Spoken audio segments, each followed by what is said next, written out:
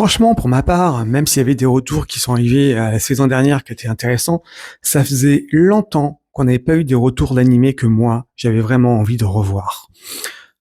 Pas juste des suites, des retours que j'attendais ou qu'on attendait.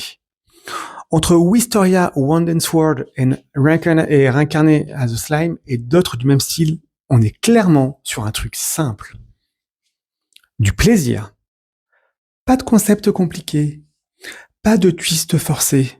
Juste de l'aventure. De la progression. Et des univers qu'on a envie de retrouver. Et aujourd'hui, ça devient rare. Parce qu'on est dans une époque où tout doit être original. Tout doit surprendre. Tout doit être réinventé.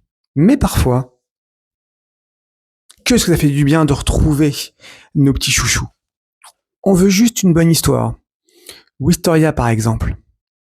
J'étais déjà intervenu lors de sa sortie. C'est classique, mais c'est efficace. Un monde structuré. Une progression claire. Un personnage qu'on suit. Et ça suffit. Slime, c'est pareil. On connaît déjà l'univers. On connaît déjà les règles. Mais justement, c'est ça qui fait le plaisir. On ne découvre pas, on retrouve. Et cette sensation-là, elle est sous-estimée. Parce que dans un marché saturé d'animés,